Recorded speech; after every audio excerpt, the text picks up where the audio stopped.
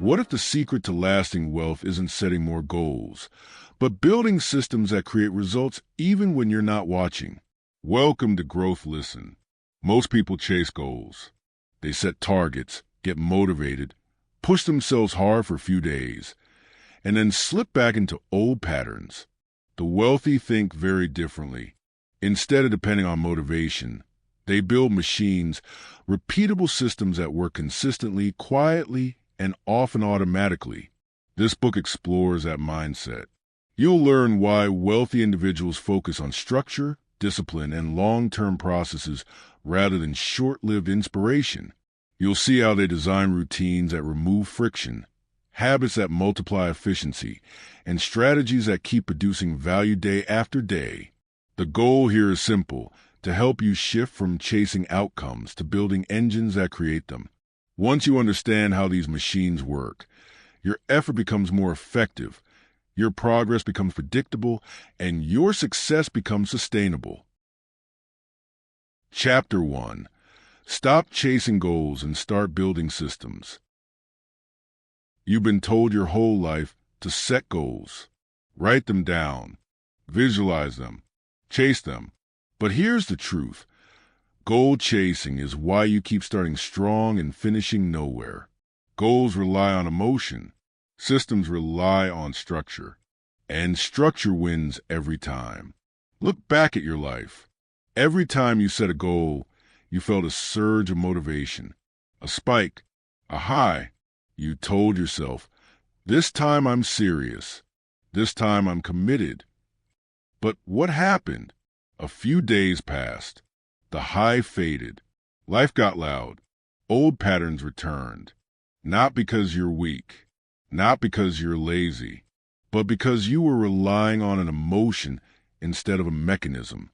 The wealthy don't rely on emotional spikes. They rely on systems. They don't hope to succeed. They design the conditions that produce success on autopilot. Look at any successful founder. They don't build a company around a goal like sell 10,000 units. They build a repeatable process, a machine, so that selling 10,000 units becomes a natural byproduct of the system. Marketing systems, sales systems, fulfillment systems, review systems, customer retention systems. They create processes that work even when they're tired, stressed, or uninspired. That's the difference between you and them. You chase results. They build engines. Goals depend on mood. Systems do not. A goal requires you to feel like it. A system requires no such thing. Think about going to the gym. The average person says, my goal is to work out 5 times a week. That's a goal chaser. But the systems builder sets up their environment, so the workout happens automatically. Clothes laid out the night before. Gym bag in the car. Workout playlist ready. Alarm across the room. Pre-scheduled time block. No friction. No decisions. Just action. When the alarm rings, there's nothing to negotiate. The path is already paved. You don't rise to the level of your goals. You fall to the level of your systems. If your current systems lead you to procrastinate, then procrastination is the outcome your system is trained to deliver. If your system leads you to eat poorly, then poor eating is the outcome your system is trained to deliver. If your system leads you to check your phone every 2 minutes, then distraction is the outcome your system is trained to deliver. Systems always win, whether they're designed intentionally or accidentally. Wealthy people understand this. They engineer their environment to support their identity, not sabotage it. Systems remove decision fatigue. Every decision drains you. Every choice takes energy. And eventually, you run out. This is why wealthy people minimize decisions. This is why Steve Jobs wore the same outfit every day. This is why top performers pre-plan their schedules. This is why creators batch their content. This is why investors automate their contributions. They remove choice from the equation. Decision fatigue is real.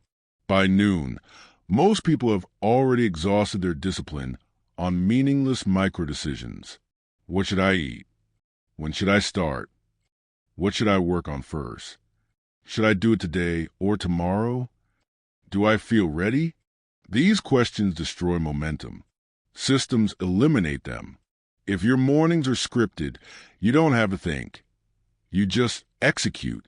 If your money is automatically invested, you don't need discipline. You just follow the plan. If your calendar dictates your priorities, you don't waste energy deciding. You simply show up. Systems protect you from yourself. They turn the battlefield of your mind into a smooth, predictable runway. Ask yourself, where in my life am I relying on willpower instead of structure? That's where your leaks are. That's where your life is bleeding momentum. The rich build structures, not wish lists. Goal chasers fantasize. Systems builders execute. The average person says, I want to make more money. I want to get healthier.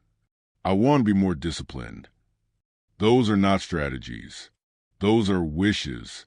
But wealthy people, they don't want anything. They construct the conditions that make the result unavoidable.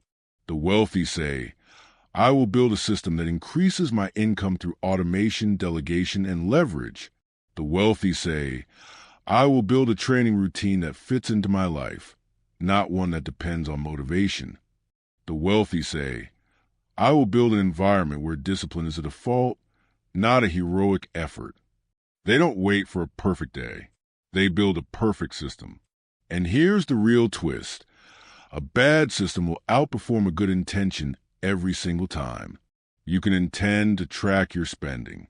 But if your system is checking your account only when you remember, you will fail. You can intend to stay focused. But if your system is keeping your phone on the desk, you will fail. You can intend to eat clean.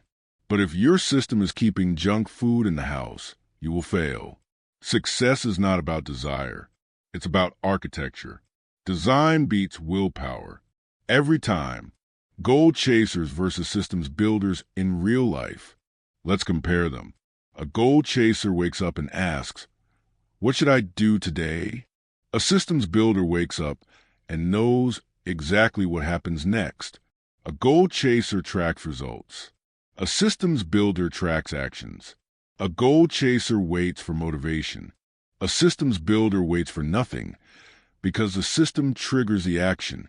A goal chaser breaks down when life gets stressful. A systems builder keeps moving because the process is already in motion. A goal chaser thinks in weeks. A systems builder thinks in decades. You must decide which one you want to be, because your life is already giving you the answer. Your results reveal your systems. Your habits reveal your structure. Your outcomes reveal your architecture. What you must do now. Here's your first step. Simple, direct, non-negotiable. Pick one area of your life and build a system around it. One system, one structure, one process. Not 10, not 5, just one. Choose something that matters. Your fitness, your money, your business, your productivity, your morning routine, your focus, your sleep. Then build a system that removes choice, removes friction, removes excuses. Make the action inevitable. Make the behavior automatic. Make the success predictable. This is how wealthy people think. This is how wealthy people operate. This is how wealthy people win. Stop chasing goals. Start building systems. Because the moment you design a structure that works without emotional permission, you become unstoppable. Chapter 2. Design your life like a business. If you want to become wealthy, you must stop treating your life like a random collection of days and start treating it like a business. Not a hobby, not a side project, a business. Wealthy people don't stumble into success. They design it. They build systems, structures, and processes around the 3 assets every human has: time, energy, and attention. Those are your departments. Those are your profit centers. And the way you manage them determines the trajectory of your life. Most people have no structure, no systems, no workflow. They just wake up and improvise. But you cannot improvise your way into wealth. You must engineer it. Your life has departments. Act like a CEO. A business has departments: operations, finance, marketing, product development, human resources. Your life has departments too. You just don't treat them that way. You have a time department, and it's probably unprofitable. You have an energy department, and it's likely overworked with no strategy. You have an attention department, and it's being hijacked by apps, notifications, and other people's priorities. The wealthy don't allow this. They manage their departments like CEOs. They audit their time. They track their energy leaks. They protect their attention with ruthless boundaries. Ask yourself, if my life were a business, would I invest in it? Would I trust me as a CEO? Most people would have to say no, because they behave like employees of their impulses instead of executives of their future. But this chapter changes that. Audit your life the way a CEO audits a company. Every great company performs audits: financial audits, product audits, operational audits, risk audits. The wealthy do the same with their personal lives. Here's the question they ask: where am I wasting time, losing energy, or giving attention to low-value tasks? They look at their life like an investor. They identify inefficiencies. They cut what's unprofitable. They reinforce what compounds. You must do the same. Perform a time audit. For 1 week, track every hour. Not to judge yourself, to understand your reality. You cannot optimize what you refuse to measure. Perform an energy audit. List the activities that drain you versus the activities that strengthen you. Adjust accordingly. Your energy is a currency. Spend it where it yields high return. Perform an attention audit. Your attention is the gateway to your life. Every notification, every pointless scroll, every low-quality conversation. These are taxes on your potential. Reduce them. A CEO doesn't let the company leak resources. You can't either. Workflow beats willpower. You've spent your whole life relying on willpower. And where has it led you? Inconsistency, stress, guilt, frustration. Stop trying to be disciplined. Start designing workflows that make discipline unnecessary. Warren Buffett follows the no list. He writes down 25 goals and then circles the top 5. Everything else, everything, is the no list. He eliminates decisions. He eliminates distractions. He protects focus by creating structure. Jeff Bezos follows the principle of eliminating unnecessary choices. He reduces decision fatigue by keeping his routine simple, predictable, and automated. He spends mental energy only on decisions with massive impact. That's workflow.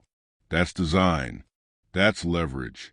You need workflows like this, not intentions, not wishes. Workflows. A workflow is a predefined sequence of actions that removes friction. It tells you what to do next.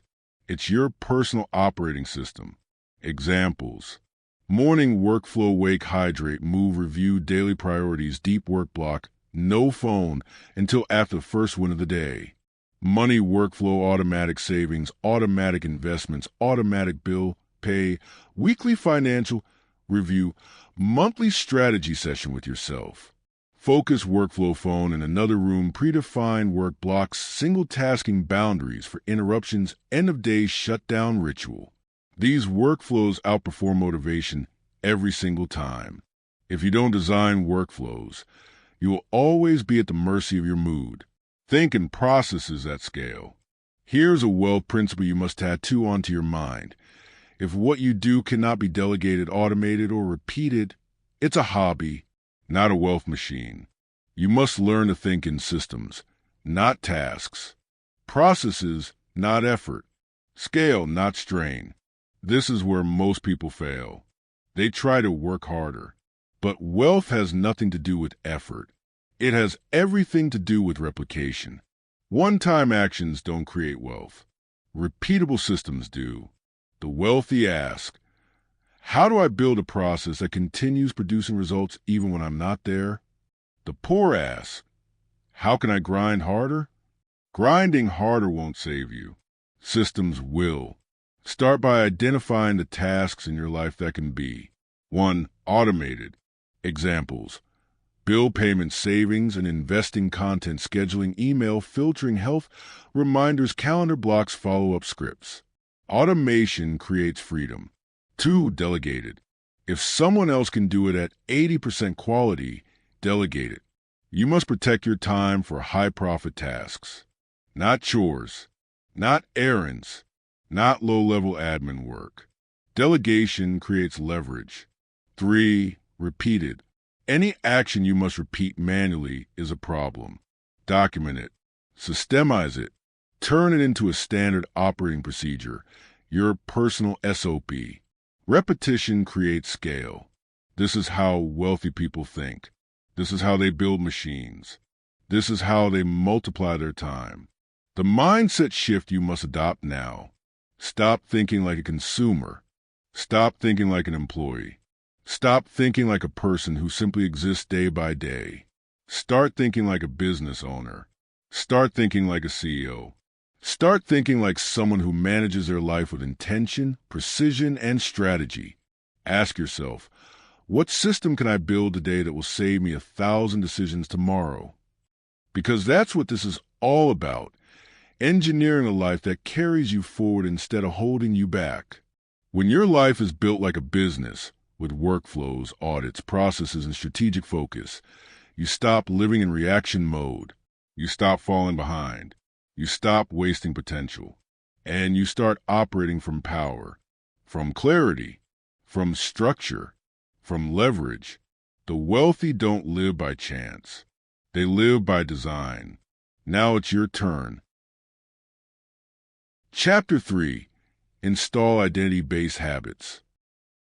If you want lasting change, stop trying to force new behaviors with motivation and start by changing the identity that drives those behaviors. Because here's the truth. You act in alignment with who you believe you are. Always, without exception. You can try a new habit for a week. You can feel inspired for a month. You can sprint for a season. But if the identity underneath your behavior stays the same, you will always return to your old patterns. Identity creates consistency. Identity creates discipline. Identity creates direction. Wealthy thinkers understand this. They don't act from goals. They act from identity. They don't say, I want to become successful. They say, I am the type of person who builds success as a byproduct of my habits. That difference is everything. Identity before action. Most people approach change backward. They start with the action. I'm going to wake up early. I'm going to save money. I'm going to be more focused. I'm going to work out every day. But approaching it this way guarantees inconsistency, because behavior that goes against your identity always collapses. If you believe you're someone who struggles with money, you will sabotage your finances. If you believe you're someone who lacks discipline, you will break your commitments. If you believe you are inconsistent, you will remain inconsistent, no matter how motivated you feel in the moment. Here's the principle wealthy people live by. Identity drives behavior. Behavior drives results. Poor people look at results and try to change behavior. Wealthy people look at identity and build everything from there. Stop thinking about what you want to do. Start thinking about who you want to be. The power of, I am the type of person who, this sentence is the most powerful tool for rewiring your mind. Not affirmations, not hype, not motivational speeches. Just one simple identity-defining sentence. I am the type of person who, because that sentence bypasses motivation and rewrites the operating system of your mind. Listen carefully. Your brain craves consistency. It wants your actions to match your identity. So if you rewrite the identity, the behavior automatically follows. Here are examples of identity-level habits. I am the type of person who saves money before I spend it. I am the type of person who does not break promises to myself. I am the type of person who works before I relax. I am the type of person who keeps a clean environment. I am the type of person who invests in my future every day. I am the type of person who moves my body daily. I am the type of person who finishes what I start. I am the type of person who does hard things without complaining. This is not positive thinking. This is psychological engineering. You are giving your brain an identity it wants to remain consistent with. And once you anchor that identity, the habit becomes automatic. Real example, automatic savers. Let me give you a real-world example that proves the power of identity over income. Automatic savers, regardless of income, end up wealthier than people who earn more but save inconsistently. Why? Because saving is not something they try to do. Saving is part of who they are. An automatic saver says, I'm the type of person who always pays myself first. And their entire financial behavior aligns with that identity.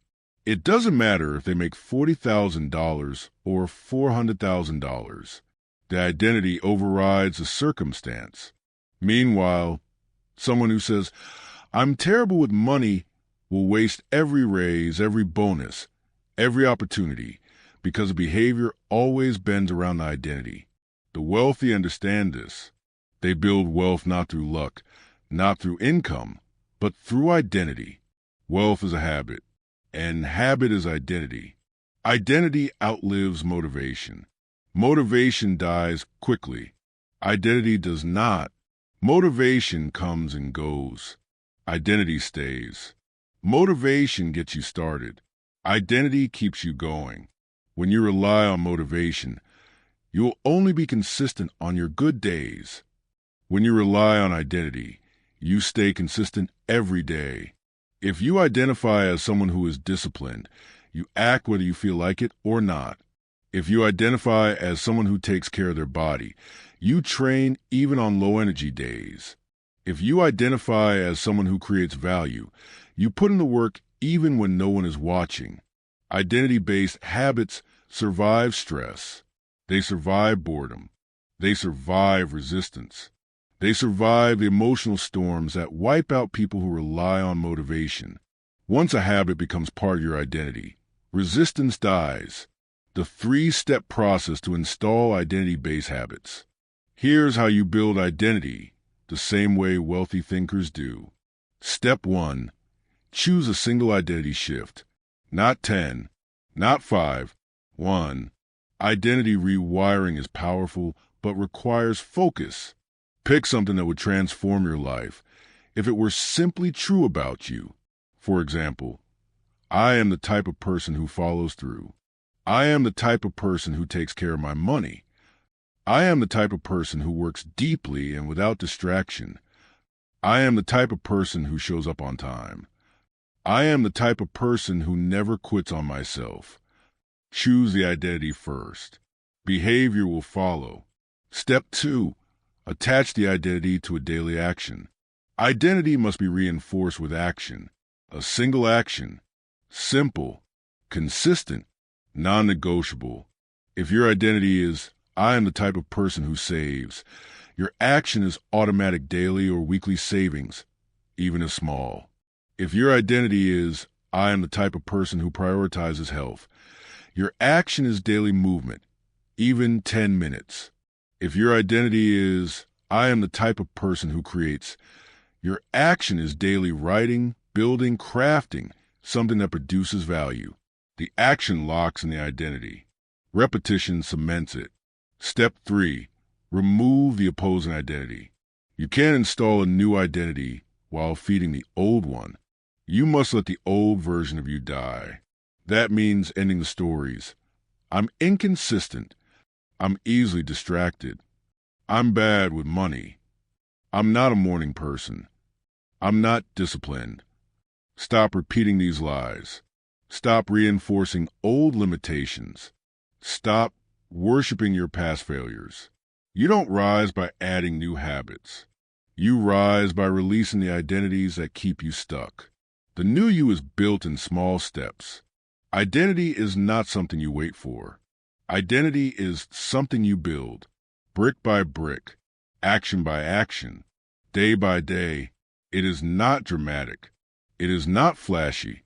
It is not emotional. But it is powerful. It is permanent. It is life-changing. Because once your identity changes, your habits change. Your standards change. Your environment changes. Your decisions change. Your trajectory changes. And your life changes. This is how wealthy thinkers think. This is how disciplined people stay disciplined. This is how successful people stay successful. Identity first. Action second. Results third. That is the path. That is the formula. Follow it relentlessly. Chapter 4. Make time heat-seeking and opportunity-attracting. Time is the great equalizer, but how you use it is what separates the wealthy from the overwhelmed. The wealthy don't manage time. They assign it. They direct it. They weaponize it. Every hour has a job. Every block has a purpose. Everything else is noise. Most people drift through their day reacting to whatever hits them. Notifications, messages, tasks, drama, problems, interruptions. They burn hours without knowing where those hours went. They bleed energy through open loops and loose boundaries. Then they wonder why their life feels chaotic, stagnant, or directionless. Wealthy people operate differently. They treat time the way a general treats troops, precise, intentional, and mission-driven. They allocate it with force. They protect it with rules. They invest it with expectation. Time becomes heat-seeking. It moves toward opportunity instead of distraction. This is what you must build. The wealthy don't manage time, they assign it. Time management is for people who feel out of control. Assignment is for people who take control. Assignment means this. You decide what each hour is responsible for. You give it a job. You give a mission. You give it a purpose. No hour floats. No hour wanders. No hour is left to chance. Here's the rule. If you don't assign your time, someone else will. Your boss will. Your friends will. Your family will. Your phone will. Your impulses will. Your laziness will. Your anxieties will. Your distractions will. The world is full of people and algorithms waiting to hijack your attention. If you don't guard your time with intention, you will lose it to the agendas of others. The wealthy understand this. They treat time like money, allocated, budgeted, and tracked. They don't wake up and see what happens.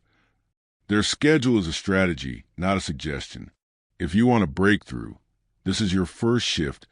Stop living by availability. Start living by assignment.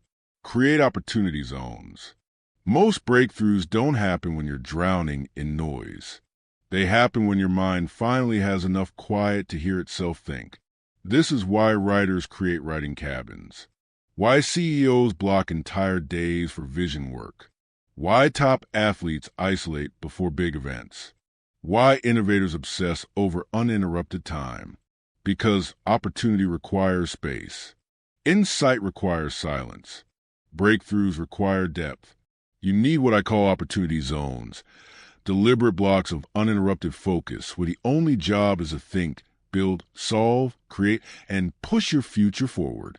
This is not time for email. Not time for meetings. Not time for admin work. Not time for errands. Opportunity zones are sacred. They are protected. They are non-negotiable. Think of them as the heat-seeking hours. The hours where your best ideas land. The hours where momentum forms. The hours where most of your results will come from. Because the highest value work in your life happens in silence, not chaos. It happens in focus, not multitasking. It happens in depth, not in constant motion. Here's the truth. If you don't have time for deep work, you don't have time for success. How to create opportunity zones. Opportunity zones don't appear on their own. You build them. You carve them out. You defend them. Here's how. 1. Choose a consistent daily block. Pick one block. Same time. Every day. 30 minutes minimum. 2 hours ideal. This block becomes your private workshop for growth. Your lab. Your creative power zone. Your strategic engine. Make it predictable. Make it ritual. Make it automatic. 2. Remove every source of interruption. Silence your phone. Close tabs. No email. No notifications. No messaging. No social media. Nothing that pulls you out of depth. Opportunity requires immersion. Your environment must reflect that. 3. Enter with a clear intention. Opportunity zones need purpose. Don't sit down hoping inspiration magically appears. Enter with a mission. Today I will fix this problem. Today I will build this system. Today I will outline this project. Today I will refine this skill. The intention guides your focus. Focus creates momentum. Momentum creates opportunity.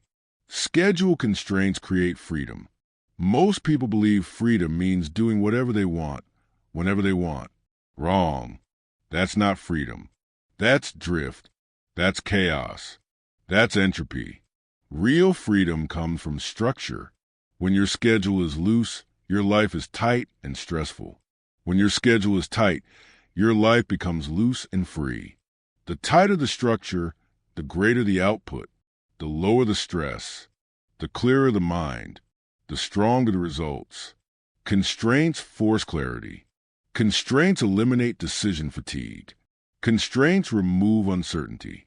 Constraints reduce emotional resistance. This is why top performers use strict routines. This is why athletes train at the same time every day. This is why CEOs have non-negotiable morning blocks.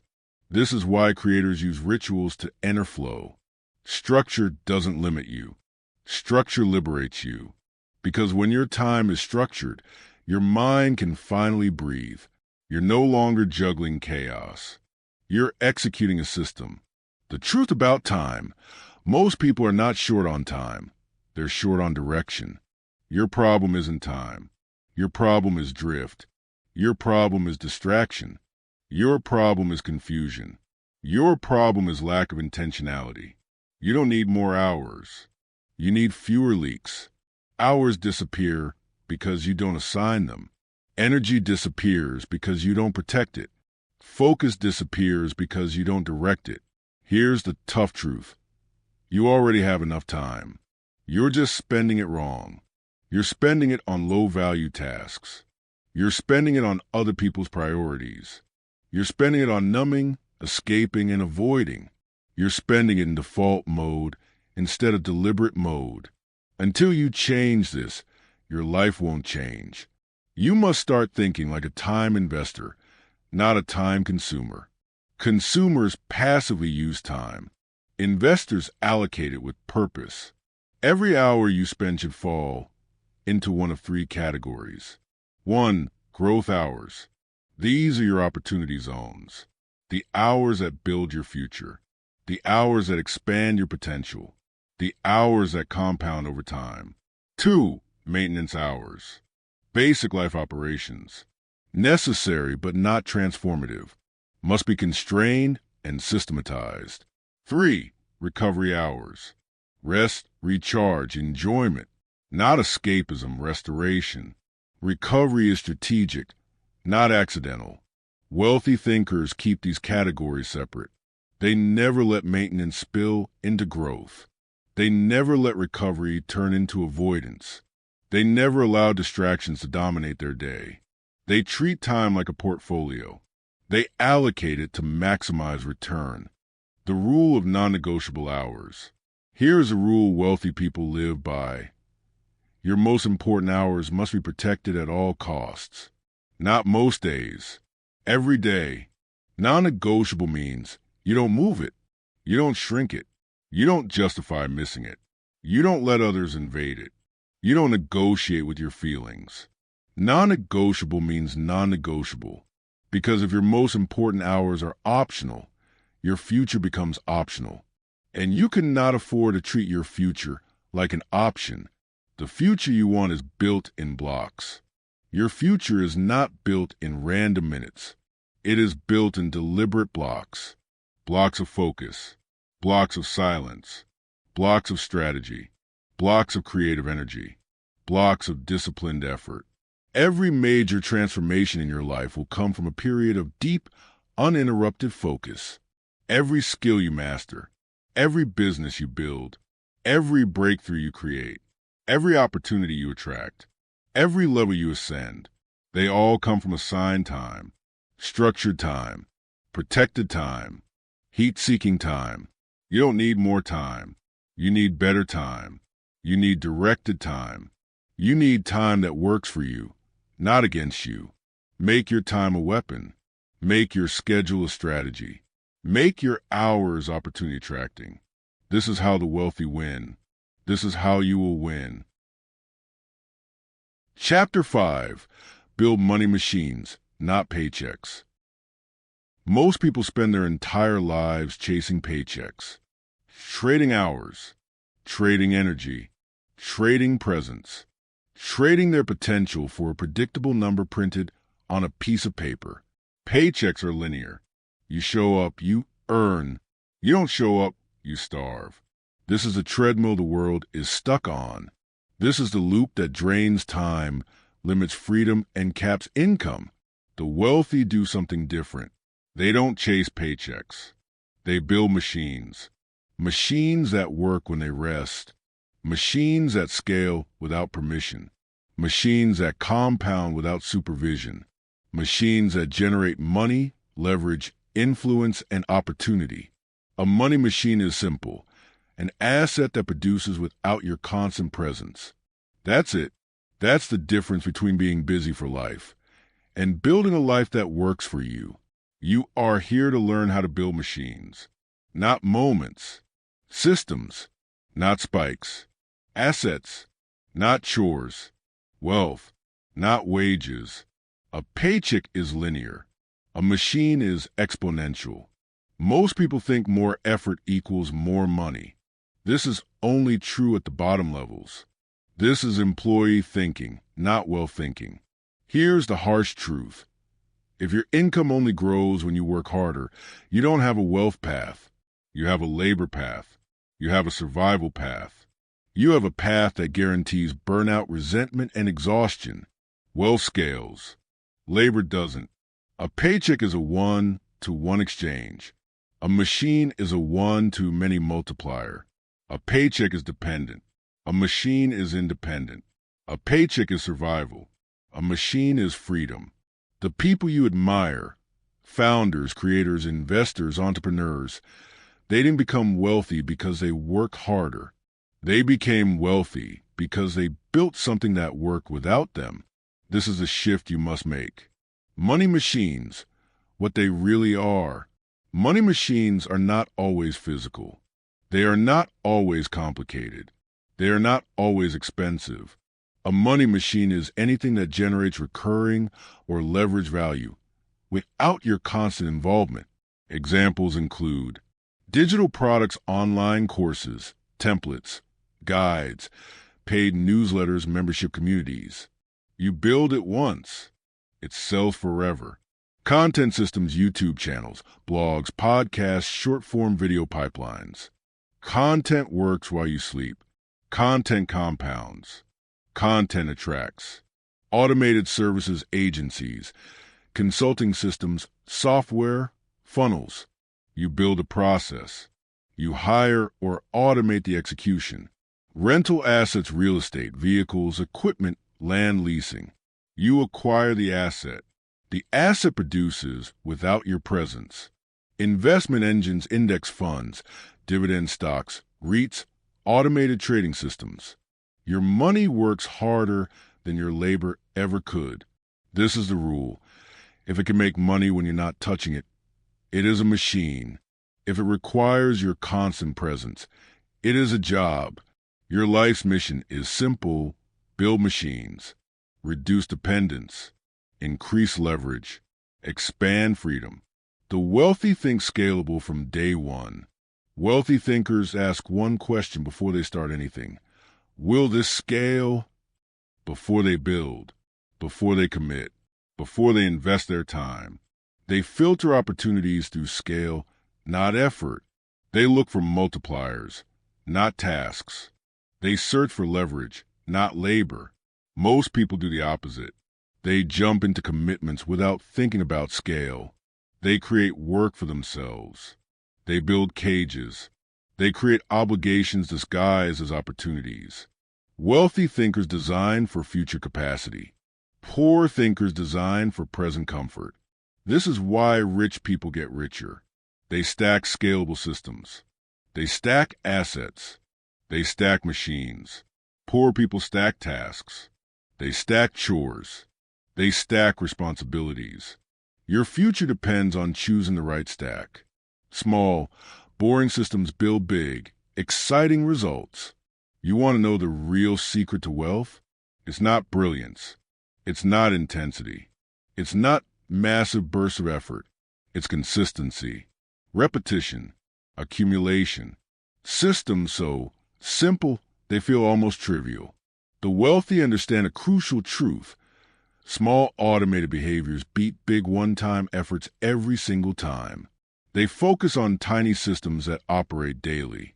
Systems that compound silently. Systems that do the heavy lifting in the background. A small automatic savings rule builds more wealth than a dozen emotional money resolutions. A simple content pipeline outperforms sporadic creative chaos. A basic rental property outproduces years of hoping for a raise. A predictable email automation makes more money than 100 frantic launches. Wealth is a byproduct of systems. Systems are a byproduct of structure. Structure is a byproduct of intentional design. Most people dislike the boring part, so they never achieve the exciting part. You cannot skip the structure. You cannot shortcut the consistency. You cannot bypass the small systems that produce big results. What you must stop doing right now to build money machines, you must stop these behaviors immediately. 1. Stop trading time for every dollar. If you're only paid when you're present, you're stuck. Your presence should be optional, not required. 2. Stop relying on emotional motivation. Machines run whether you feel like working or not. Your wealth must not depend on your mood. 3. Stop building projects that die when you stop touching them. One-time events don't build wealth. Repeatable systems do. These are the habits that keep people broke, financially and mentally. What you must start doing immediately. Here is your new formula. Here is your new operating system. Here is the blueprint that builds freedom. 1. Build one machine at a time. Not 3. Not 5. 1. Pick a machine type. Digital, content, rental, automated, investment. Then give it your full focus until it operates without your daily touch. 2. Automate the predictable. Any task you repeat more than twice should be automated or delegated. Your time must be reserved for creation, strategy, and growth. 3. Document your processes. Every machine needs instructions. Write your steps. Record your workflows. Turn chaos into clarity. This is how systems scale. This is how teams replace you. This is how income detaches from labor. 4.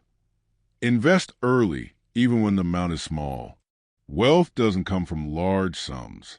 It comes from long timelines. Small money, consistently invested, becomes a giant. 5. Prioritize recurring revenue. One-time income is survival. Recurring income is wealth. Make your business model predictable, renewable, and compounding. The mindset shift. You are the architect, not the laborer. Right now, you may feel like a worker, someone who does tasks, someone who grinds for survival, someone who reacts to the world instead of shaping it. But wealthy thinking requires a new identity. You are the architect. You are the designer. You are the engineer of systems that replace your labor. The rich don't work harder. They make their systems work harder.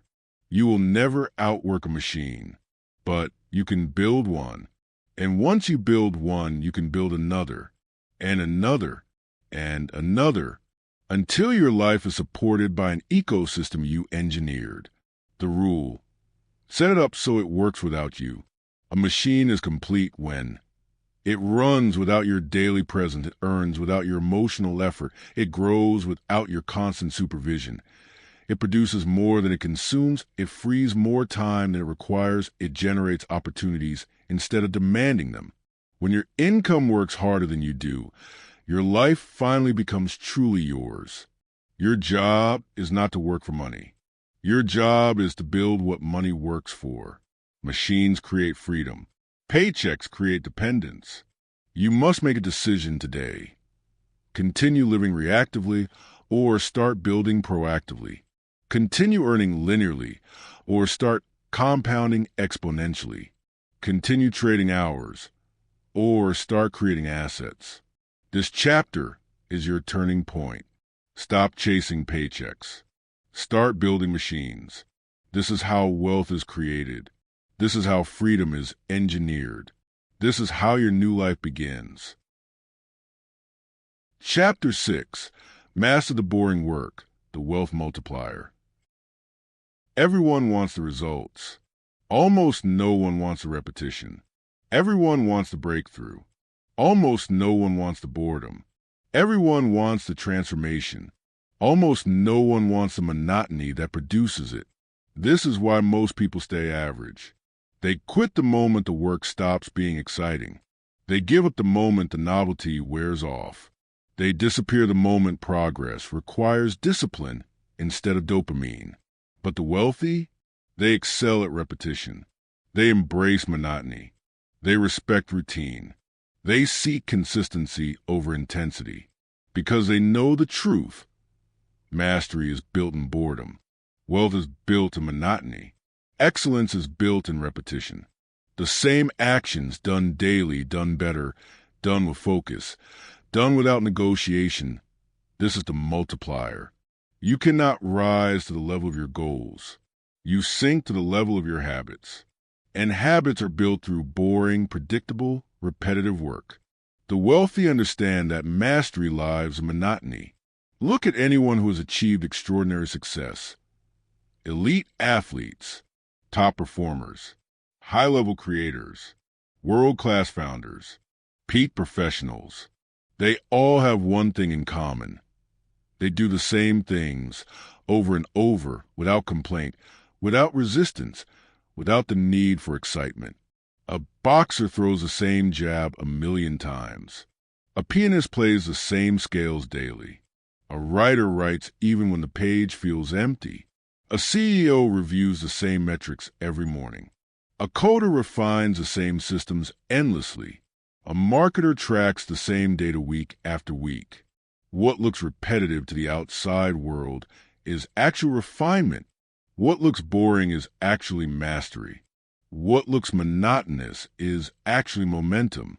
The wealthy don't chase stimulation. They chase improvement. They understand that repetition is not punishment. It is power.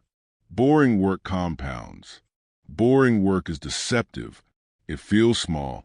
It feels insignificant. It feels easy to skip just for today. But boring work compounds. Quietly, relentlessly, mathematically. It is the invisible engine behind visible success. Examples of boring work that builds wealth. Daily market review, 10 minutes a day compounds into years of financial literacy and better investment decisions than people who only check in during crises. Content batching, creating consistently, on a schedule, compounds into an army of assets that work while you sleep. Lead tracking and follow-up, keeping a simple spreadsheet, updated daily, generates more revenue than fancy branding ever will. Budgeting and expense oversight. Watching the little leaks prevents the ship from sinking. Wealthy people know every dollar needs a home. Skills training, studying your craft a little each day compounds into mastery that beginners mistake for talent. These activities are not glamorous. They are not dramatic. They don't release dopamine. They don't give instant gratification, but they build the foundation of freedom. You want explosive results, but you refuse the repetitive behaviors that create them. That ends today.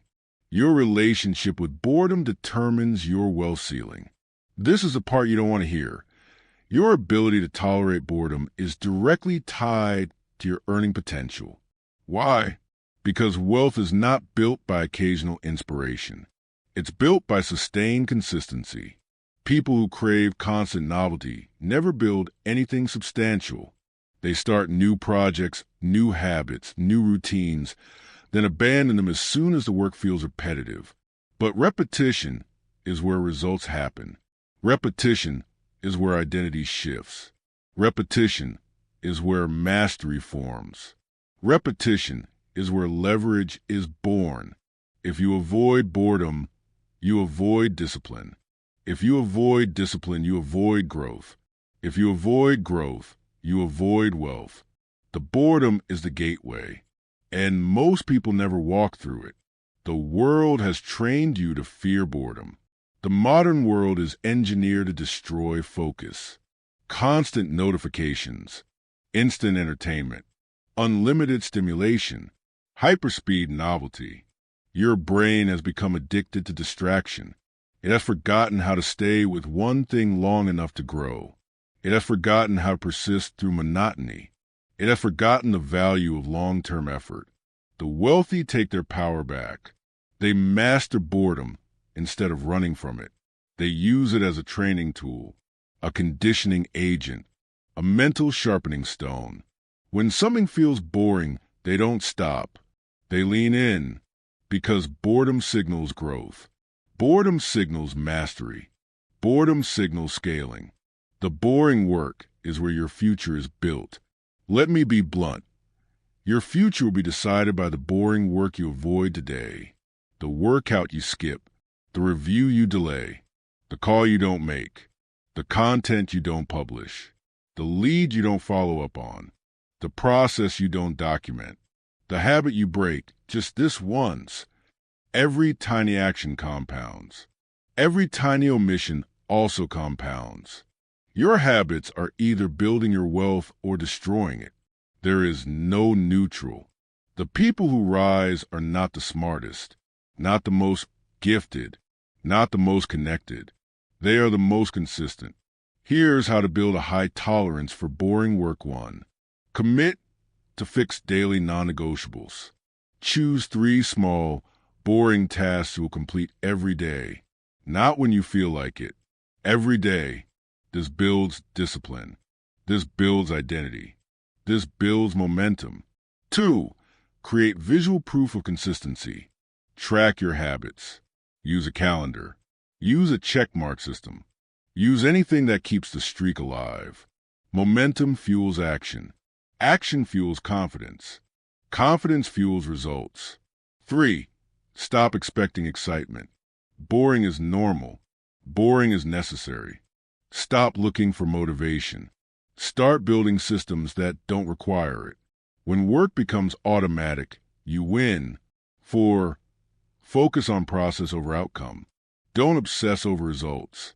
Obsess over repetition. The results will follow. Process is predictable. Results are variable. Trust the process. 5. Make boredom your competitive advantage. Most people quit when things get repetitive. Good. Let them quit. This is where you pass them. This is where wealth separates from wishful thinking. What you must stop doing immediately. Stop chasing stimulation. Stop doing easy when it's new and quitting when it's routine. Stop thinking boredom means something is wrong. Stop waiting for motivation to return. Stop treating discipline as optional. Every time you avoid repetition, you stay stuck. What you must start doing immediately. Choose a handful of daily boring tasks tied to your goals. Automate them as much as possible. Remove emotion from the process. Execute anyway. Track your consistency visibly. Celebrate the discipline, not the dopamine. This is how wealthy thinkers operate. Not intensely, but consistently. Not wildly, but deliberately. Not emotionally, but structurally.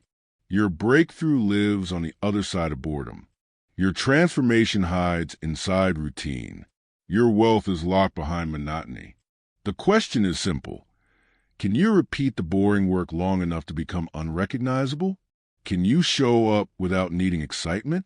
Can you persist without needing stimulation? Can you commit without needing constant reward? Most people can't. That's why they stay average. But you are building systems. You are building machines. You are building a life of wealth, freedom, and leverage. Master the boring work, and you master your future. Chapter 7. Turn discipline into a machine.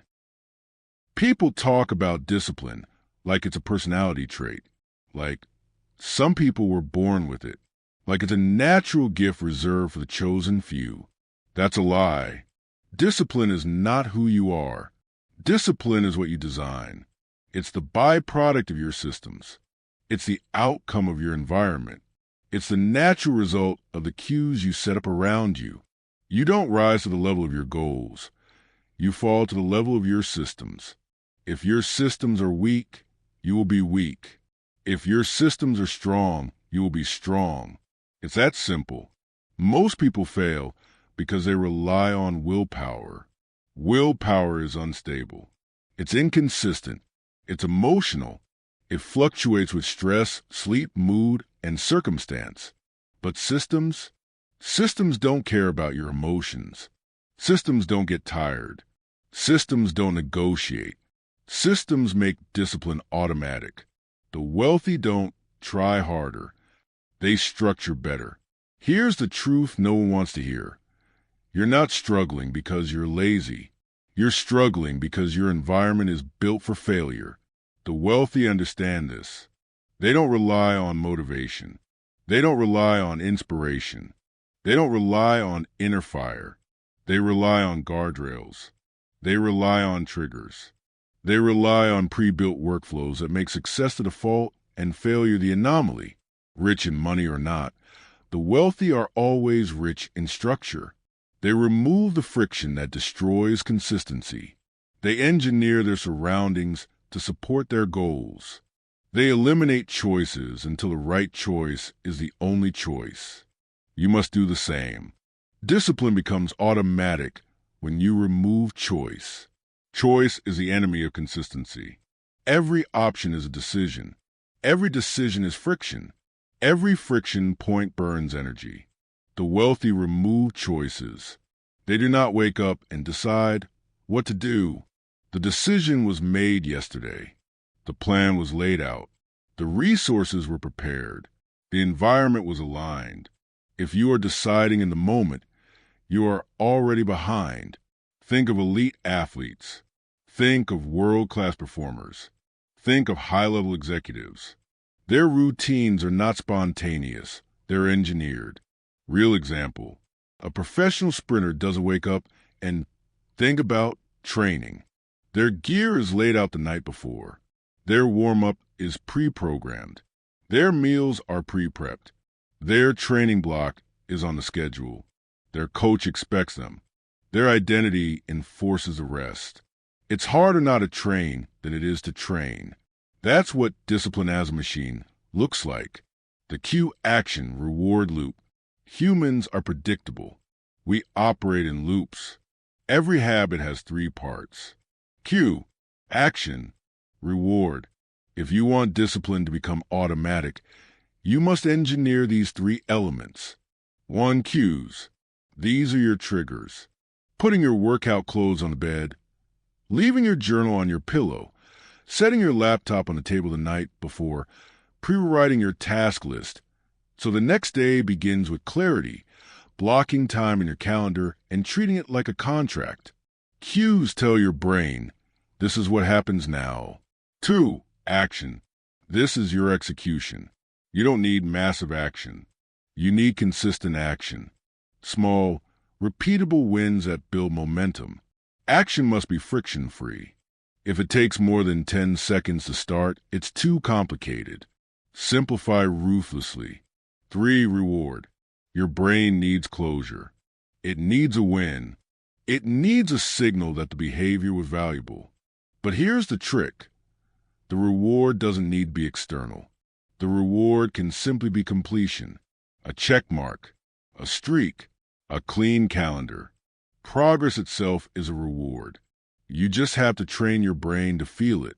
Design discipline. Don't hope for it. Hope is not a plan. Hoping to feel motivated tomorrow is the same as planning to fail. Discipline must be designed in advance. Ask yourself, what tasks must be done every day? What materials do I need? How can I prepare them in advance? What friction can I eliminate? What triggers can I set up? What cues will start the loop? The work should begin before you wake up. Your future self should step into a pre-built success flow. When the environment demands excellence, you comply. Make failure nearly impossible. The wealthy don't just plan for success. They plan for resistance. They plan for fatigue. They plan for the days motivation is low. They plan for the stress, the interruptions, the chaos. They make failure hard. Examples of failure proofing. 1. Remove the escape routes. Cancel subscriptions that waste time. Delete apps that steal attention. Block websites during work hours. 2. Create consequences. Missed a task? Donate money to a cause you hate. Accountability snaps attention back to discipline. 3. Lower the bar but never skip. If you can't do a full workout, do 5 minutes. If you can't write a full page, write 1 sentence. If you can't film a full video, record 1 clip. Never break the chain. Consistency beats intensity every time. 4. Surround yourself with aligned people. Your environment includes people. If your circle normalizes mediocrity, your standards will collapse with them. Success must feel normal, not unusual. Automation is the highest form of discipline. Once a system works, automate it. Automation doesn't just save time, it eliminates inconsistency. Examples. Auto-invest at the start of every month. Auto-transfer money to savings. Auto-schedule content publishing. Auto-backup your files. Auto-renew your tools and workflows. Auto-organize tasks with templates and checklists. Every automated process frees cognitive energy. Every freed cognitive energy strengthens your discipline. Every strengthened discipline compounds into power. Automation is not laziness. Automation is leverage. Automation is wisdom. Automation is wealth infrastructure. The wealthy automate because they know systems beat willpower 100% of the time. What you must stop doing immediately. Stop trying to feel motivated. Stop relying on emotional energy to work. Stop improvising your day. Stop waiting for perfect conditions. Stop assuming discipline is a personality trait. Stop pretending your environment doesn't shape your behavior. You are losing because you're designing your days poorly. Not because you lack talent. Not because you lack willpower. Because your systems are weak. What you must start doing immediately. Pre-decide your actions the night before. Use cues to start habits automatically. Build an environment that supports your goals. Make the right choice friction-free. Make the wrong choice inconvenient. Track your streaks, your wins, your routines. Automate everything repeatable. Reduce every workflow to its simplest version. Discipline becomes easy when everything around you supports it. You are not building a habit. You are building a system. You are not building routine. You are building a machine. Discipline is not an internal battle. It's an external design. It's architecture. It's engineering. It's structure. When you build the right systems, discipline is automatic. When discipline is automatic, consistency becomes inevitable. When consistency becomes inevitable, success becomes guaranteed. Your life changes when you stop trying harder and start designing smarter. Turn discipline into a machine, and that machine will build your freedom. Chapter 8. Remove friction. Remove resistance. Success doesn't begin with motivation. It begins with friction, the presence of it, or the removal of it. Every action you take has a cost. Sometimes it's time. Sometimes it's energy. Sometimes it's attention. But most of the time, it's friction. Invisible, silent, unnoticed, but powerful enough to derail your entire life. The wealthy understand this. They obsess over friction because they know the truth that most people ignore. Tiny obstacles kill momentum faster than big problems. Big problems are obvious. You can see them coming. You can prepare for them. But tiny obstacles? They sneak up on you. They steal minutes. They steal focus. They steal consistency. And then they steal your potential. Your job, the job of anyone who wants to rise, is simple. Remove friction. Remove resistance. Make the desired action easier than the alternative. This is how success becomes automatic. You don't need more willpower. You need less friction. You keep thinking the solution is more motivation. You keep believing you need a bigger reason.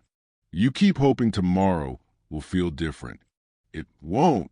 Motivation can't carry you through the day, but low friction can. Your brain is wired for efficiency. It's always searching for the easiest available path. If the path to your goals is cluttered, complicated, or confusing, your brain will pick something else. And here's the hard truth. It's not because you're weak. It's because you're human. The wealthy aren't superhuman. They just remove the obstacles that drain everyone else. Let's make it practical. Tiny obstacles, massive impact. You don't skip the gym because the workout is too hard. You skip it because you can't find your shoes, or your water bottle isn't clean, or your bag isn't packed, or the clothes you wanted to wear are in the laundry. You don't avoid starting your business because the idea is bad. You avoid it because your desk is cluttered, or your files are scattered, or your notes are disorganized, or your computer setup is annoying to use. You don't fail to eat healthy because you don't care. You fail because the healthy food isn't prepped. The ingredients aren't washed. The containers aren't clean. The fast option is easier. Your life is not determined by big choices. Your life is determined by micro-frictions, the small, stubborn obstacles that accumulate until they kill your momentum. Your job is to hunt them down and eliminate them. The wealthy engineer their environments. Success is environmental. Behavior is environmental. Discipline is environmental. Every room you walk into is telling you what to do. The wealthy design their environments with intention. They don't wait for spontaneity. They engineer their surroundings so the right actions feel natural. They make good behaviors easier. They make bad behaviors harder. They turn success into the path of least resistance. Examples. They keep their workspace clear so starting work requires zero setup. They store healthy foods at eye level and junk foods out of reach or out of the house entirely. They automate where possible so decisions are eliminated before they appear. They pre-pack bags at night before to remove morning chaos. They create dedicated zones, work zones, rest zones, training zones, so the purpose is implied. The wealthy don't rely on strength. They rely on design. The 10-second rule, the fastest way to change your life. Here's a rule that will transform your behavior instantly. If a task takes more than 10 seconds to start, the average person won't do it consistently. And you are not an exception. You are not above psychology. You are not magically more disciplined than the human brain that evolved over 200,000 years. If greatness requires frictionless action, then your systems must follow the 10-second rule. Examples: putting your workout clothes out the night before, keeping your journal and pen on your pillow so you write before sleep, setting your laptop on your desk so you start work immediately, preloading projects so you can click once and begin, keeping water on your nightstand, laying out ingredients for the next morning's meal. Starting must be stupidly simple. Start simple, consistency, momentum, mastery. This is a formula. When you make starting easy, finishing becomes inevitable. Digital friction counts too. Your physical environment matters, but your digital environment might matter even more. Your phone has become your command center, your attention protector, or your attention destroyer. Digital friction sabotages millions of people daily. Remove it. Delete apps that suck you into endless scrolling. Rearrange your home screen so only productive tools remain. Use website blockers. Turn off notifications that don't matter. Unsubscribe from noise. Organize your files so you can find what you need in seconds. Every unnecessary notification is friction. Every disorganized file is friction. Every distracting app is friction. The wealthy protect their attention like a scarce asset because it is. Simplify decisions. Simplify your life. Complexity is resistance. Decision overload kills momentum. Simplify. Automate bills. Automate investments. Automate savings. Create meal templates. Create workout templates. Create daily routines. Use checklists for repeated tasks. Standardize your schedule. The fewer decisions you make, the more energy you have for action. The wealthy don't try to remember. They build systems so they never have to. Small friction removals that create giant results. These micro shifts matter. Put your vitamins next to your coffee machine. Keep your gym shoes by the door. Use one water bottle instead of 4. Keep your keys in a single location. Use one notebook for ideas instead of 10. Keep a launch pad by the door with everything you need daily. Schedule recurring tasks automatically. Your life is built on patterns. Patterns are built on ease. The easier the pattern, the stronger the consistency. What you must stop doing immediately. Stop pretending friction doesn't matter. Stop relying on willpower. Stop keeping cluttered environments. Stop allowing digital chaos. Stop doing tasks that require complex setup. Stop ignoring tiny obstacles. Stop waiting to feel ready. You are not losing because you lack discipline. You are losing because you allow friction to stay in your life. What you must start doing immediately. Put everything you need for tomorrow tonight. Organize your digital life. Reduce your tools and simplify your setup. Batch similar tasks. Create physical zones of purpose. Make the right behavior stupidly easy. Make the wrong behavior inconvenient. Your brain follows the path of least resistance. Shape that path. Friction is the enemy of consistency. Consistency is the foundation of mastery. Mastery is the engine of wealth. Remove friction and success flows. Remove resistance and discipline becomes natural. Make your environment work for you and your life changes automatically. The wealthy aren't more driven. They're more engineered. They build lives where the right actions are easy and the wrong ones are hard. This is how you win. One friction point at a time. One simplification at a time. One redesigned environment at a time. Remove friction. Remove resistance. Remove excuses. And watch momentum appear. Chapter 9. Build networks at work while you rest. Success is never a solo act. Wealth is never built in isolation. An opportunity rarely appears out of thin air. It arrives through people. It arrives through relationships. It arrives through the rooms you enter, the circles you build, and the value loops you create. Wealthy thinkers understand this. They know that a powerful network is a machine, a system that works even when they're not working, a system that opens doors, solves problems, and accelerates progress without needing constant effort. Most people misunderstand networking. They think it's socializing. They think it's collecting business cards. They think it's adding random contacts on social media. No, real networking is architecture. You're not collecting people. You're building systems of value exchange that operate automatically. In this chapter, you will learn how wealthy people design networks that create opportunity even while they sleep. The network is the machine. You can build money machines. You can build time machines. But a network machine? That's the multiplier that takes everything else to the next level. A network machine requires 3 components. 1. Value created. You must bring something useful to the table: insight, skill, access, reliability, or execution.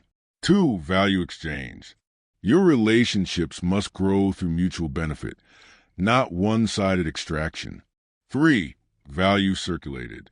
Your network gains power when connections create new connections, and opportunities pass freely through the system. Wealthy people don't just meet people. They build invisible pipelines where opportunities flow from node to node, and eventually back to them, multiplied. This is why they appear lucky. It's not luck. It's infrastructure. The right room can replace years of effort. If you are in the wrong rooms, no amount of talent will save you.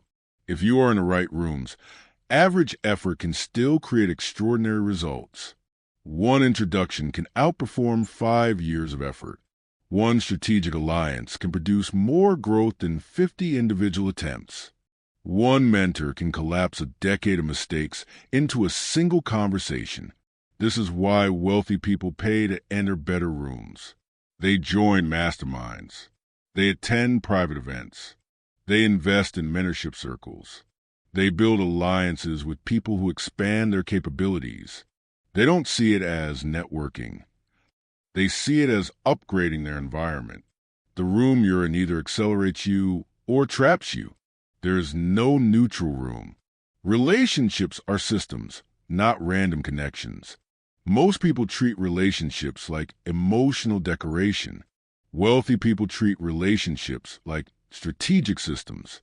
Every connection has a function. Every relationship has a purpose. Every introduction has momentum attached. This doesn't mean people are used. It means people grow together. It means value loops are intentionally created. Value loops are ongoing cycles where everyone wins. For example, you share an opportunity with someone. They deliver. They send opportunities back. Trust compounds. Your network becomes stronger. This loop repeats automatically. That's how a network becomes a machine. No begging, no forcing, no manipulation, just well-designed relationships that continue producing opportunities effortlessly. The 3 network types you must build. To build a network that creates value while you rest, you need 3 types of connections: mentors, peers, and protégés. 1. Mentors, people above you. They collapse time. They eliminate false paths. They prevent costly mistakes. A 10-minute conversation with someone 10 years ahead is better than a year of trial and error. But here's the secret. Wealthy people don't ask mentors to save them. They make themselves easy to help. They don't show up with vague requests. They show up with clarity, preparation, and action. Mentors help those who help themselves. 2. Peers, people beside you. These are your accountability partners, your collaborators, your brainstormers, the people who keep pace with you. Peers sharpen your thinking. Peers reveal your blind spots. Peers challenge your standards. You grow faster when you grow alongside the right people. Your peers will become your partners, your co-creators, your referral engines. They are the backbone of a strong network. 3. Protégés, people behind you. Most people ignore this category. Wealthy thinkers don't. Helping people behind you builds reputation, authority, and long-term loyalty. When you uplift others, you strengthen your network's foundation. You also create allies who will remember you, support you, and build with you for years. A strong network flows up, down, and across. That's what makes it a system, not a stack. Connection compounds like interest. The most powerful truth in this chapter: relationships compound. The first time you meet someone, the value is small. The second time, it grows. The third time, it intensifies. After a year, your bond becomes leverage. After 5 years, your bond becomes a pipeline. The person you help today may be the person who changes your life in 3 years. The introduction you make today may be the introduction that earns you millions later. The collaboration you build this year may be the partnership that shapes your career. This is why wealthy people invest in relationships early, before it's useful, before it's needed, before it's urgent. They know the payoff comes later, and when it does, it's exponential. How to build a network that works while you rest. Let's get practical. 1. Be valuable first.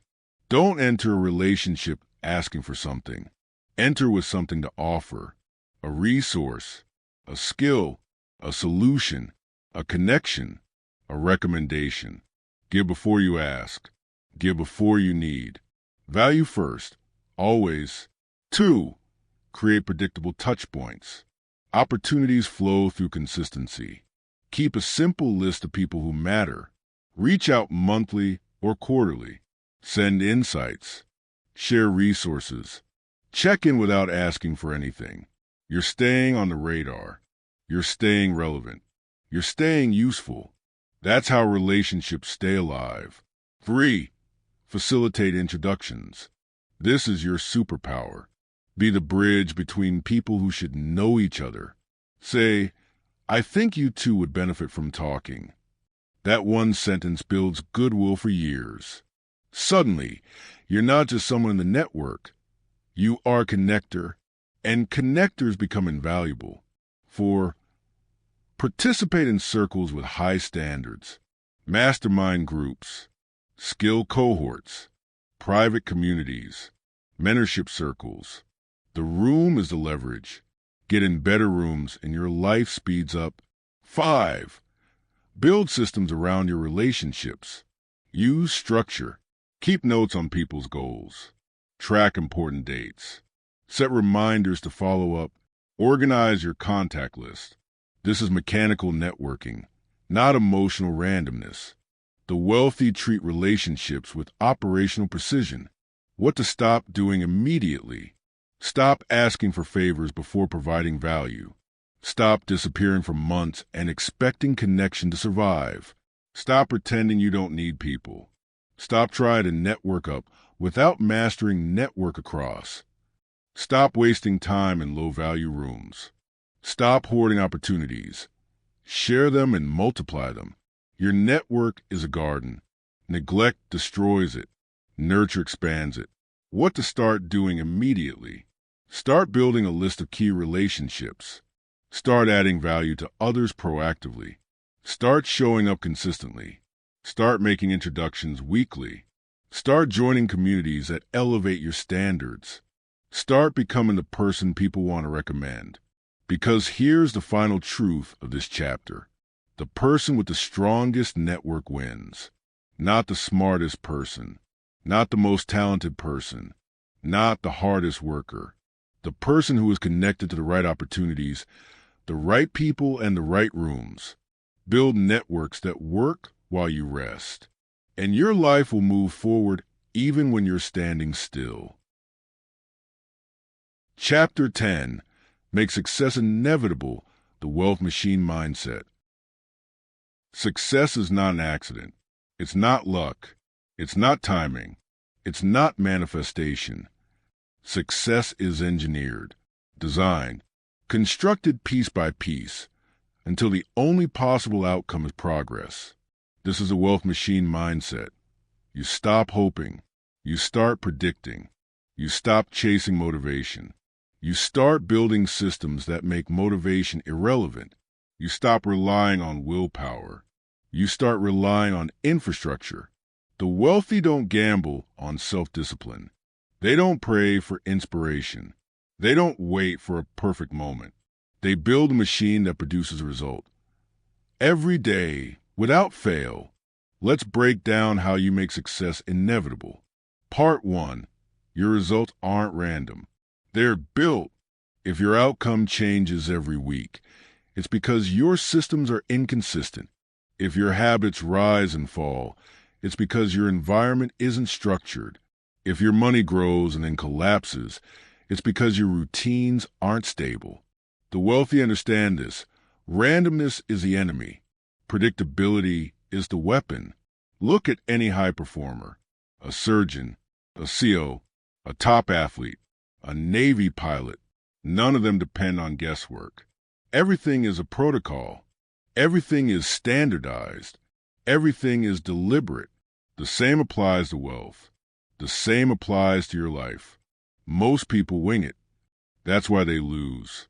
You're building something different, a life where your systems outperform your mood. Part 2. Remove the element of hope from your goals. Hope is not a strategy. Hope is what people use when they lack order. You will not hope your way to financial freedom. You will not hope your way to a powerful body. You will not hope your way to a disciplined mind. You engineer it. You build routines that make failure almost impossible.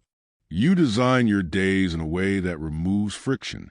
You build networks that feed you opportunities without effort. You automate your money until wealth becomes a default outcome. You lock in identity-based habits that reinforce who you are. Success becomes inevitable because you remove every structural reason you use to fail. Part 3. Define the destination, then build the machine. Start with a simple question. What result do I want to become unavoidable? Do you want consistent income? Do you want a healthier body? Do you want constant creativity? Do you want a stronger network? Pick the outcome. Then build a machine that guarantees it. For example, desired outcome. Grow a business machine, daily lead generation routine, weekly content batching, automated onboarding, consistent client follow-up. Desired outcome.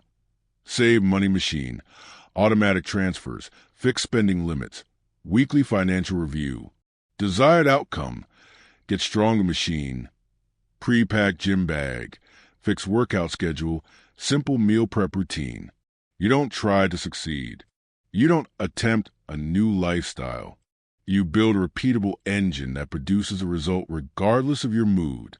Think like an engineer. Think like a systems designer. Think like someone who refuses to leave their future to chance. Part 4. Systems beat talent. The world loves to exaggerate talent, but talent is chaotic. Talent is inconsistent. Talent burns out. Systems never burn out. That's why average people with powerful systems outperform talented people who rely on emotion.